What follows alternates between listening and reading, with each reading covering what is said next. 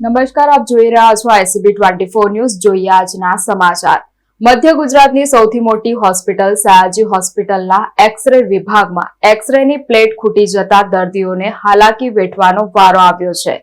આવી પરિસ્થિતિમાં દર્દીના સગાઓ એક્સ-રેનો ફોટો મોબાઈલ ફોનમાં પાડીને તેમની સારવાર કરાવી રહ્યા છે. મોટી હોસ્પિટલ છે જ્યાં ફક્ત વડોદરા કે મધ્ય ગુજરાતના જ નહીં પરંતુ આસપાસના રાજ્યોના પણ દર્દીઓ સારવાર અર્થે આવતા હોય છે. પરંતુ અવારનવાર કોઈક ને કોઈક કારણે આ હોસ્પિટલ તંત્ર તેની નિષ્કાળજીના કારણે વિવાદમાં આવતું હોય છે. ત્યારે હવે હોસ્પિટલના એક્સ-રે વિભાગમાં છેલ્લા 2 દિવસથી એક્સ-રેની પ્લેટ ખતમ થઈ ગઈ છે. એક તરફ એક્સ-રે માટે લાંબી કતારો લાગે છે તો બીજી તરફ વિભાગમાં પ્લેટ ખતમ થઈ જતા એક્સ-રે પડાયા બાદ દર્દીના સગાઓ એક્સ-રે મશીનમાં તેમના એક્સ-રેનો ફોટો મોબાઈલમાં પાડી આગળની સારવાર કરાવે છે. ઘણીવાર તો દર્દીના સગા પાસે મોબાઈલ ના હોય તેવી પરિસ્થિતિમાં ખુદ તબીબને અન્ય કામકાજ છોડી આ એક્સ-રેનો ફોટો પાડવા એક્સ-રે વિભાગ જવું પડે છે. જ્યારે કેટલાક દર્દીઓ પાસે સ્માર્ટફોન ન હોવાના કારણે તેઓના એક્સ-રે પણ થતા નથી અને ભારે હાલાકી વેઠવવાનો વારો આવે છે. ત્યારે સયાજી હોસ્પિટલના મેનેજમેન્ટ પર પ્રશ્ન થવા તો સ્વાભાવિક જ છે. સમગ્ર મામલે સયાજી હોસ્પિટલના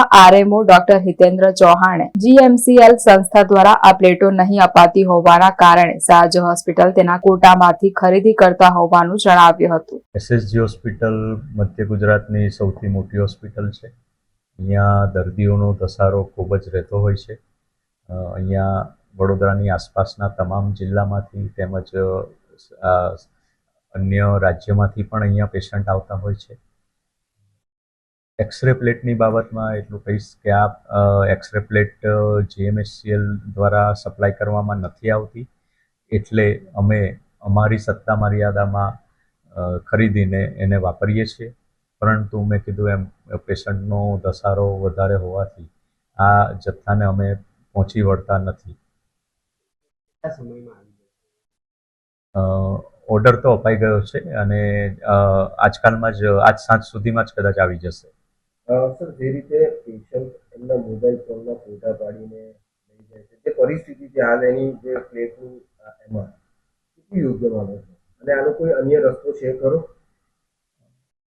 ડિજિટલ એક્સરે ડિજિટલ પ્લેટફોર્મથી શેર કરી શકાય, પરંતુ એમાં અમુક લિમિટેશન્સ હોય છે, એ જે હું સ્વીકારું છું. અને પરંતુ અમે એક્સરે પ્લેટનો જે બી મામલો છે એ સોર્ટ આઉટ કરવાનું પૂરી કોશિશ કરી રહ્યા છે અને આજ સાંજ સુધીમાં આપણને પ્લેટ પણ મળી જશે.